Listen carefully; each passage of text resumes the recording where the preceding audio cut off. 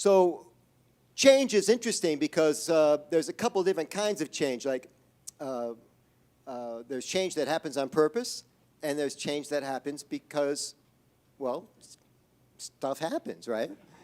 And so both are going to happen during your year, and it turns out that you can take advantage of both of them if you're a good leader. So a big key to this now is that you have to learn how to play chess. How many of you know how to play chess? Raise your hand. Excellent. How many of you know how to play checkers? Hands up. Everybody can play checkers. Checkers, how many moves ahead do you think? One move. How many moves ahead do you think in a chess game? 4 or 5, right? And that's good leadership. You're planning for things to go wrong. You should plan for people to let you down. You should. You should plan for your own Rotarians to let you down. I'll tell you the first reason it happens. Rotarians are caring, giving, volunteering people, and they over-volunteer all the time. They take on too much. And then halfway to the deadline, they call you and say, you know, I just can't do it. And you're like, damn it. But that's how it goes sometimes. And they're good people. It just goes that way. So I want you to understand something. I loved your 5 or 6 words. So I have another 4 or 5 words for you today. It's 3 words. Only 3 words tonight, because it's a free speech. 3 words. 4 words. Opportunity is seldom convenient. Opportunity is seldom convenient. Isn't that true? Like if you won the lottery, right? Or let's say better than that, you won a trip, like a cruise, and the cruise was like next month on the 15th of the month. You'd say, oh man, any week but that week, right? And if you got promoted and they were going to pay you 3 times as much to do the same job, but you had to move to another state, you'd say, oh, do I have to move? You see? Opportunity is seldom convenient. So understand that stuff's going to fall into your laps, and it pays to have quick reflexes. It pays to be grateful for all the stuff that happens, the good stuff and the bad stuff. All my friends from Minnesota, raise your hand. If you are a boater, keep your hands up. You know the difference between flotsam and jetsam. What's the difference? Shout it out. Flotsam is something that floats. Jetsam is something that's been thrown into the water. Oh, you're half right. So it turns out that jetsam is the stuff that you throw off the boat on purpose. That's the half right part. But flotsam is the stuff that gets off the boat accidentally, right? And if you're going to do change in your club, you got to figure out how to balance the flotsam and the jetsam as president. I can tell you that a few years ago, the Troy Rotary Club in Michigan, and I can speak very knowingly about this club. Let's see, it was a year ago, July 1st, a year ago, the president of Rotary Club, starting on July 1st, held the first meeting and didn't ring a bell. I know, sacrilege. The reason that she didn't ring the bell was because the bell wasn't out. The reason the bell wasn't out is because she decided we're not ringing the bell anymore. She decided. Not a board vote. She decided. She's the president. Raise your hand if you're going to be president of your club. You have the power. Now, I got nothing against bell ringing. I got nothing against anything in Rotary. It's all good. It's all situational, ladies and gentlemen.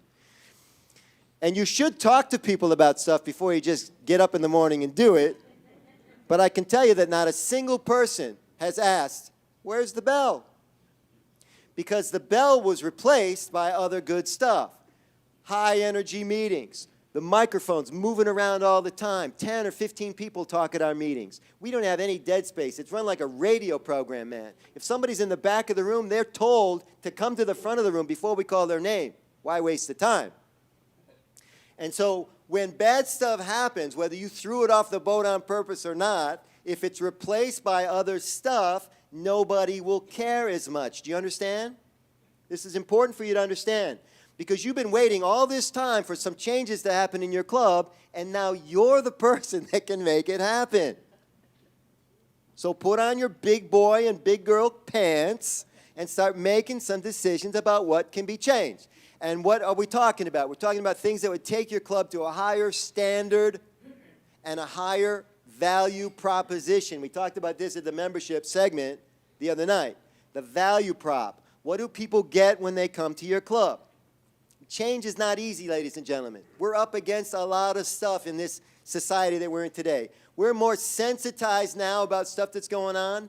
You have to be so careful about what you say. You have to be careful about even being honest with people anymore because of the way that society's set up. Everybody's a publisher. Everybody's offended, right, very easily. So it gets harder and harder to take a stand on stuff that you actually believe in. But I want you to have the courage to do this.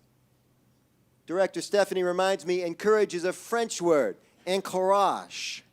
It means to literally give courage. I'm giving courage to you to try new things. You're going to give courage to your club members to hang in there while you try something new so that we can see if it works better. It's that simple. But we're up against two things. We're up against a lot of stuff. I'll give you two examples. There are people that walk around their entire life saying this phrase, I'm not a morning person. There are people in this room that say that phrase. Yeah, go ahead, show of hands. Who's not a morning person? I told you. I told you. And that's unfortunate. You know why? Because morning happens almost every day.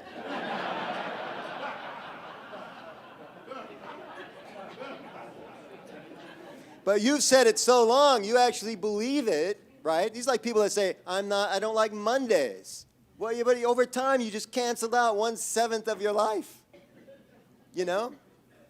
And so we're up against that. We're up against that psychology of what's happening behind the scenes. It's a blind spot, what people really believe and what they will act on or what they won't act on.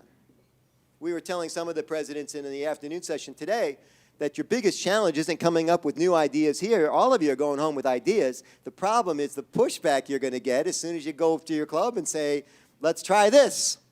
And then you start hearing from all the past presidents. So it's interesting how it works. I'll give you a second example about change and how it works. And this is fresh off of Facebook. A woman posted, a young woman in Rotary posted. This is kind of word for word what she said. She says, there's only one phrase I hate worse than millennials. By the way, she was a millennial. There's only one phrase I hate worse than millennials, and that is young professionals. That was her entire post. And I'm reading it, and I'm like, well, that's intriguing. Largest demographic group in America, and she wants to take away all their labels. We can't call them anything anymore. So I messaged her, because that's kind of who I am. And I said, listen, I'm not sure we've met. My name's Michael Caruso. I'm a Rotarian in Michigan. I said, I was intrigued by your post. I said, largest demographic in the United States. You don't want to be called young professional or millennial. I said, fair enough. What would you like to be called? She texted back or messaged back. She says, good question. I haven't thought that far ahead.